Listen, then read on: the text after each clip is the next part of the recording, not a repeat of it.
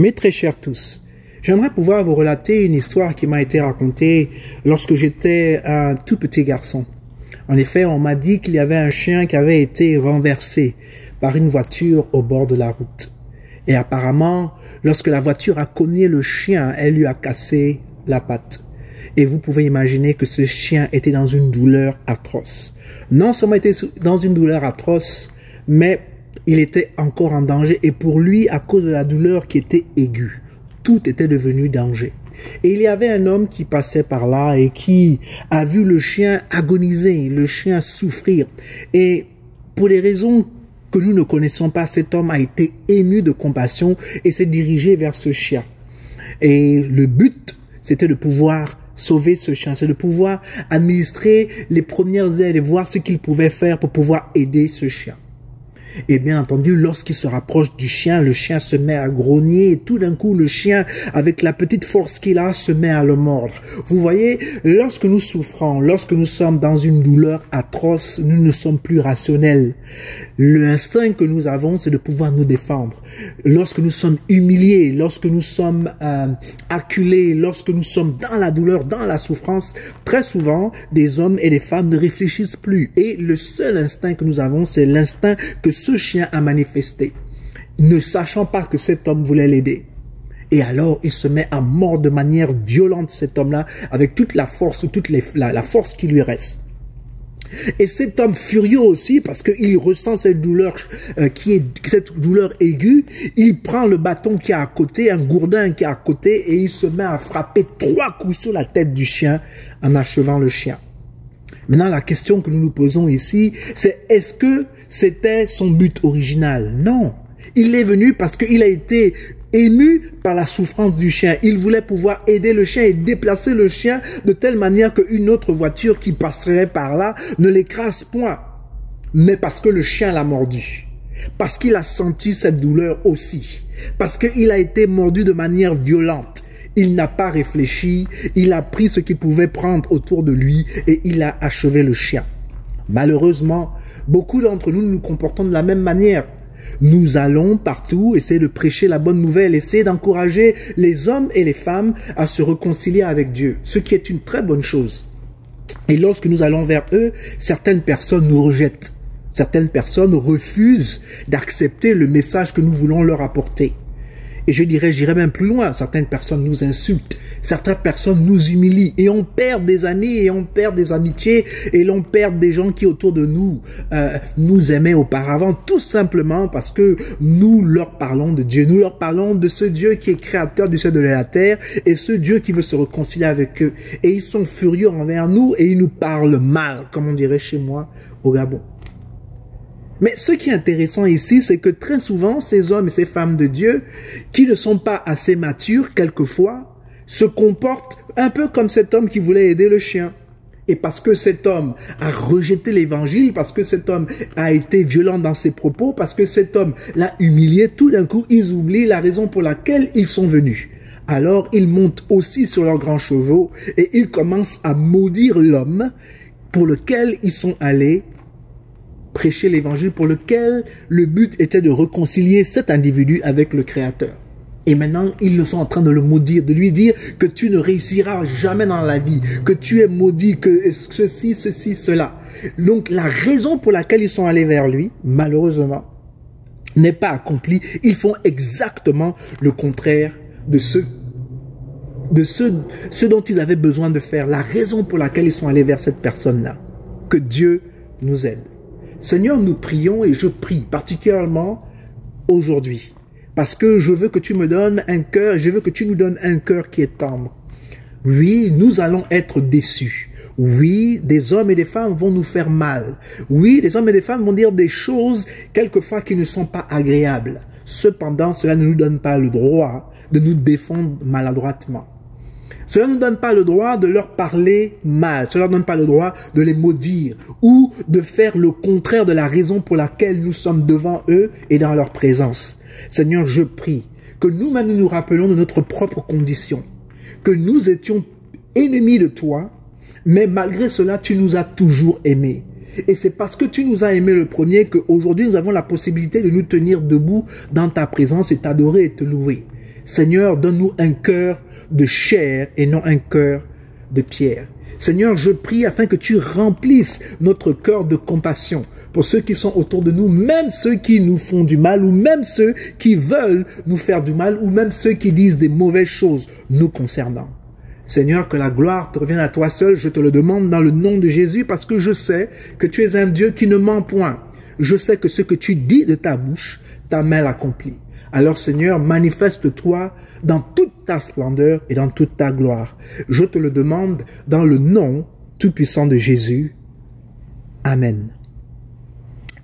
Il est donc important pour nous que nous réalisons une bonne fois pour toutes que la Bible déclare dans Romains 12, verset 19, « Ne nous vengeons point nous-mêmes, bien-aimés, mais laissez agir la colère, car il est écrit, « À moi la vengeance, à moi la rétribution, dit le Seigneur. » Romains 12, verset 19.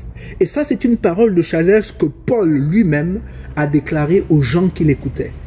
Vous savez, lorsqu'on était en train de lapider Étienne, Paul était là, en train de porter les manteaux des hommes qui lui jetaient des pierres.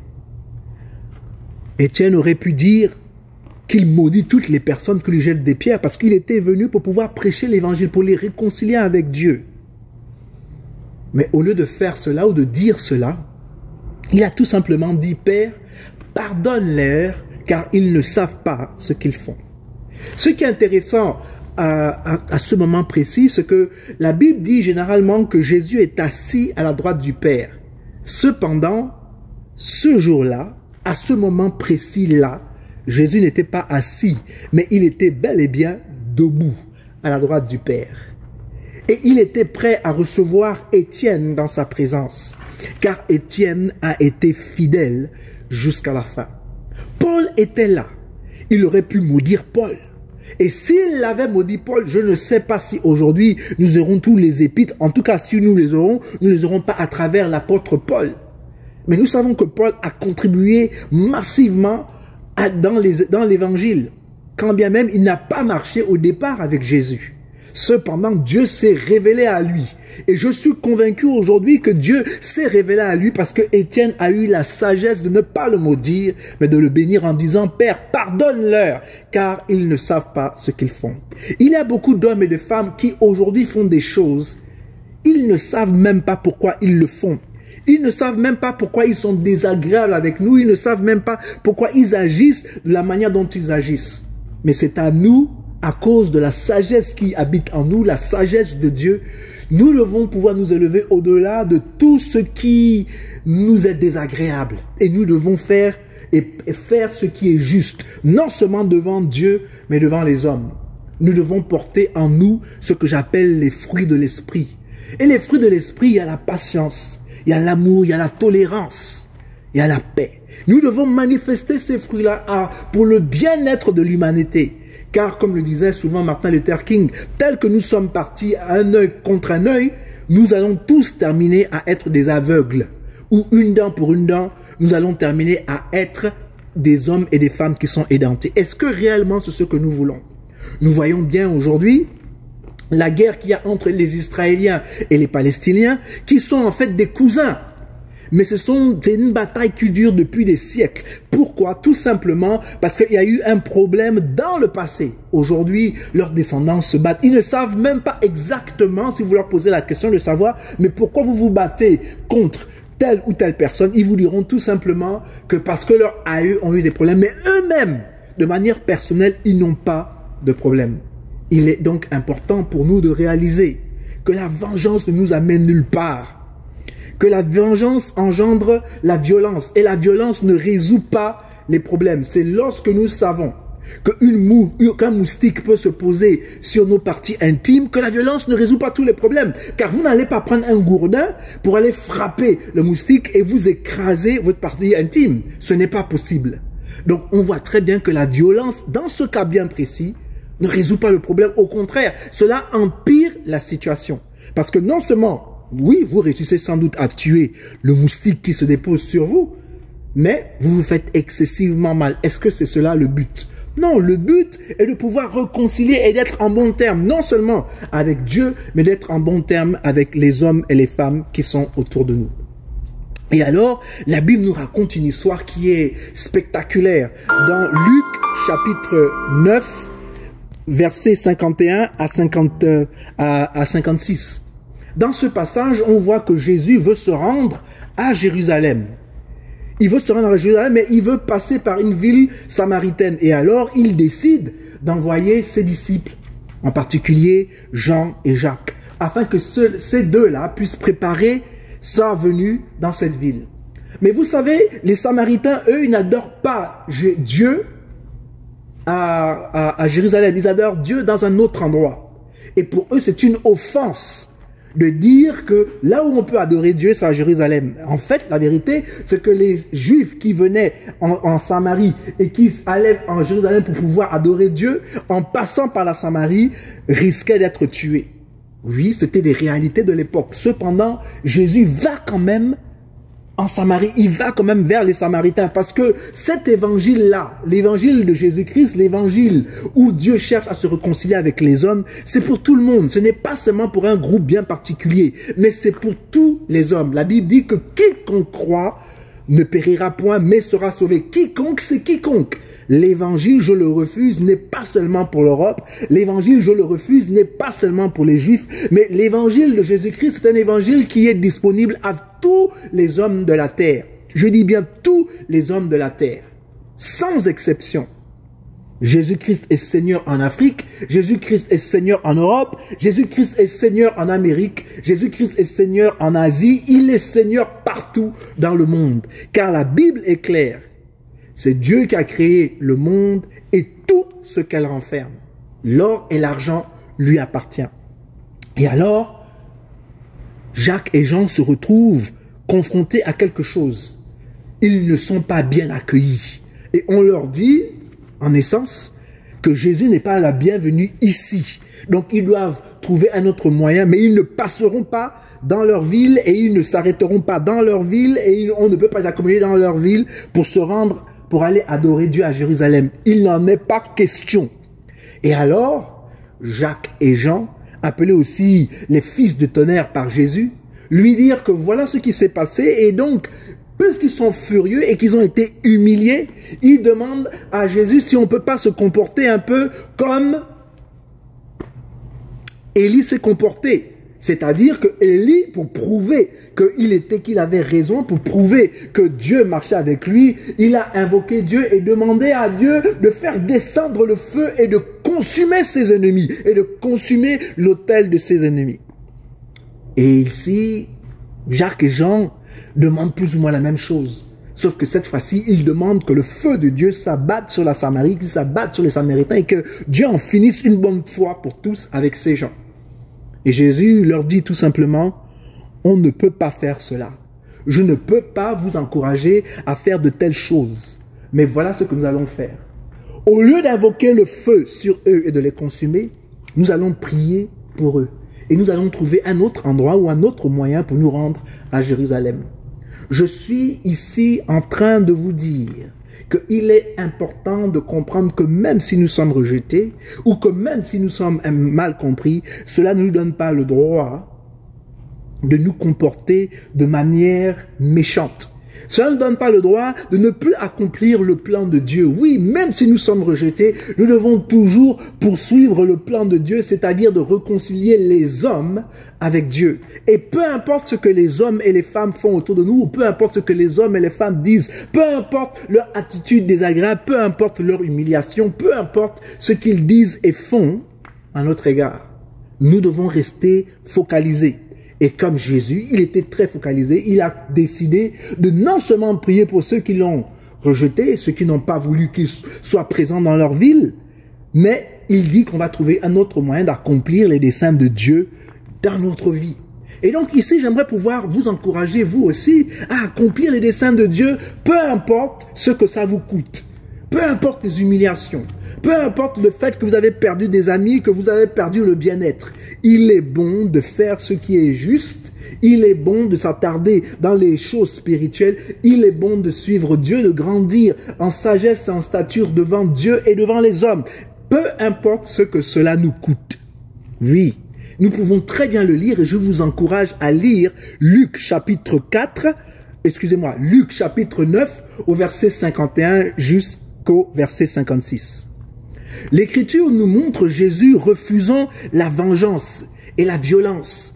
La violence est présente chaque jour dans les nouvelles, mais ne résout rien. Qu'est-ce qui crée en moi des sentiments de vengeance?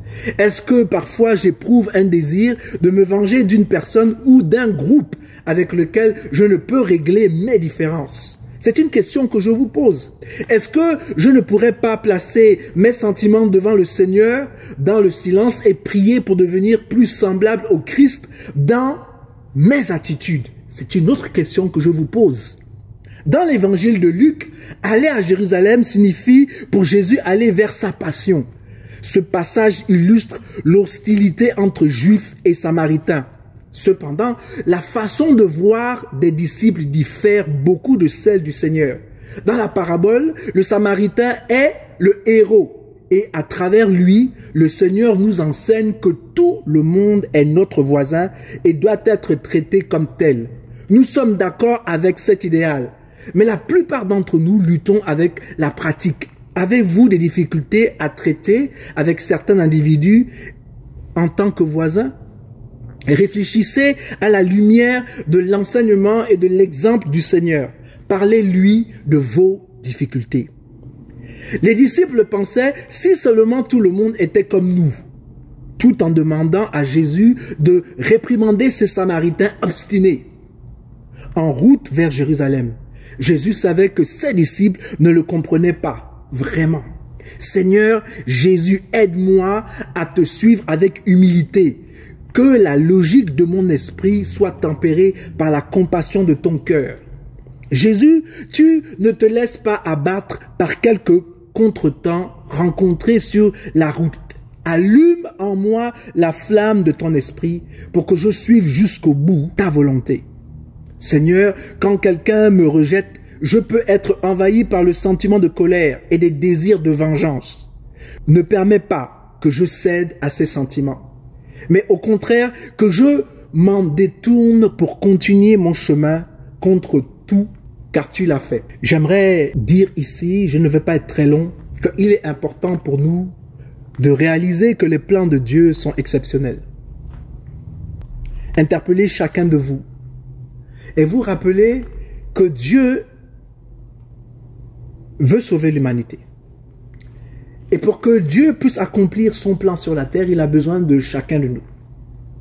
Et la vérité, c'est que les hommes et les femmes qui ne connaissent pas Dieu ont la possibilité de percevoir qui Dieu est au travers de nous. Il est donc important pour nous de nous comporter de manière digne. Et nous devons être des hommes et des femmes différents. Nous devons pouvoir permettre aux personnes, aux femmes et aux hommes qui ont le cœur vide, qui sont méchants, qui désirent ou qui cherchent quelque chose. Nous devons savoir comment leur parler, de ne pas leur forcer l'évangile, mais de pouvoir leur relater une vérité qui est éternelle, car la Bible dit la vérité. La Bible dit que nous connaîtrons la vérité et la vérité nous rendra libres. Ce matin, pendant que j'étais en train de méditer, je lisais une histoire de quelqu'un qui était excessivement pauvre. Et souvent, il demandait de la nourriture aux gens qui étaient autour de lui. Et il avait la capacité donc d'accumuler un peu de nourriture qu'il mettait dans un sac et qu'il mettait de côté pour les jours où c'était beaucoup plus difficile pour lui de trouver la nourriture. Mais à sa grande surprise, il se rendait compte que sa nourriture disparaissait. Et il ne comprenait pas pourquoi sa nourriture disparaissait. Jusqu'à un beau jour où il rencontra une souris, ou un rat, disons. Et il a compris que c'était le rat qui lui volait la nourriture, qui l'emmagasinait dans un sac. Et donc, furieux, il s'écrie et il dit, mais pourquoi oses-tu venir récupérer ici dans mon sac le peu de nourriture que j'ai? Ne vois-tu pas que je vis dans une dans une pauvreté extrême. Et tout d'un coup, le rat se met à lui parler en lui disant que quand bien même tu considères que tu es pauvre, tu n'as droit qu'à un certain nombre de choses. La nourriture que tu es en train de garder, c'est de l'extra. Car tu devrais manger que la nourriture de ce jour. Pourquoi gardes-tu la nourriture pour le lendemain? Tu devrais être contenté de ce qui est bon pour aujourd'hui et non pas prévoir pour demain. Choqué par sa réponse, cet homme a décidé il fallait absolument qu'il rencontre Dieu. Donc qu'il se déplace et qu'il aille loin pour chercher Dieu. Et donc, il a tout abandonné pour aller dans sa quête de Dieu. Et donc, dans sa quête de chercher la vérité, dans sa quête de Dieu, il décide de faire un long voyage. Et donc, en faisant ce long voyage, il doit traverser des montagnes. Et ces montagnes sont très hautes. Et sur son chemin, il rencontre un homme qui, en fait, est un sorcier.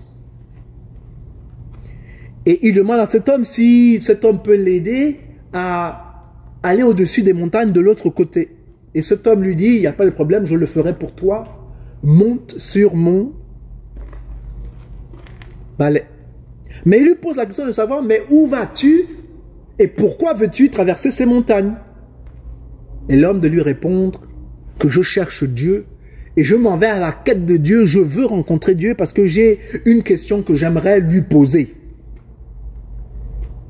Et donc, ce sorcier lui dit, écoute, moi ça fait 1000 ans que je cherche à aller au paradis et je n'y arrive pas. Il faudrait que tu demandes à Dieu, qu'est-ce que je dois faire maintenant pour aller au paradis? Est-ce que tu me promets de dire ça à ton Dieu?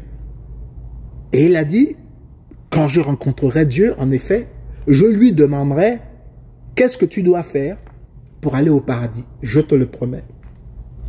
Et alors qu'il arrive donc au-delà des montagnes, il est fatigué et pas très loin, il voit une maison qui est très luxueuse, une sorte de château. Et il décide de rentrer dans cette maison et de cogner à la porte. Et quand il cogne à la porte, les gens l'invitent. Il lui dit de venir et il dit oui, qu'il est en route pour chercher à parler avec Dieu et qu'il veut aller là où Dieu est et lui poser un certain nombre de questions. Et c'est là où le père et la mère lui disent, écoute, nous avons une fille et cette fille-là, elle est née sans pour autant pouvoir parler. Elle est muette dès la naissance.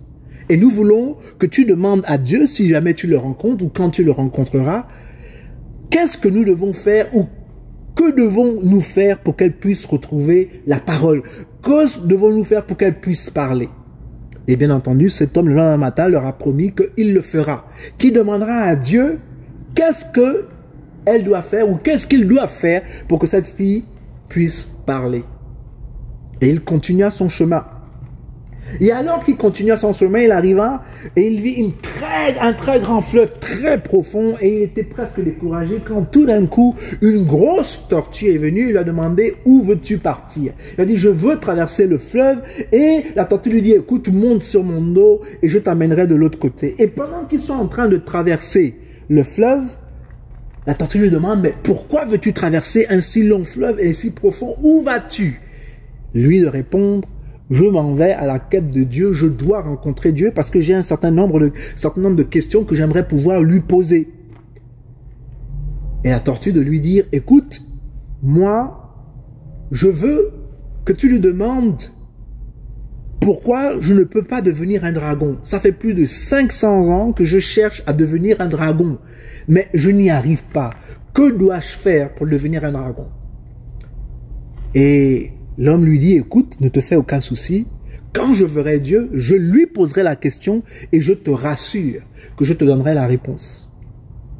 Il dépose cet homme-là qui continue son chemin. Et tout d'un coup, cet homme rentre dans la présence de Dieu. Et lorsqu'il rentre dans la présence de Dieu, il trouve un endroit serein. Il trouve que là où Dieu est, il y a la paix.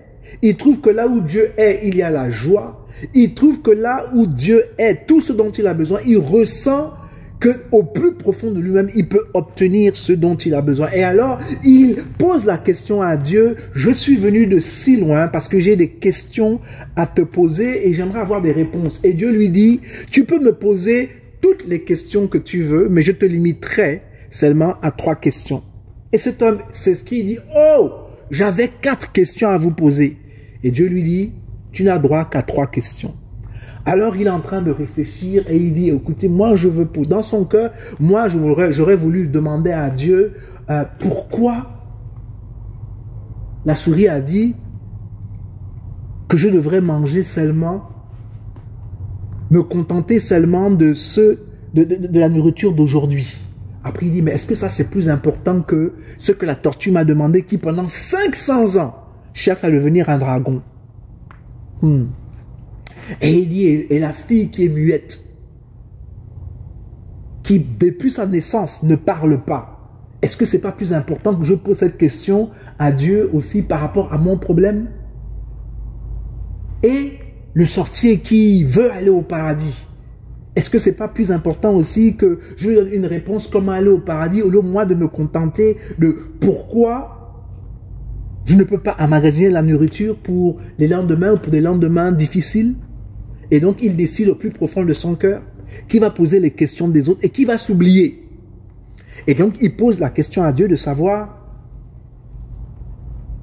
j'ai rencontré sur le chemin une tortue qui m'a dit que elle, ça fait 500 ans qu'elle veut devenir plutôt un dragon.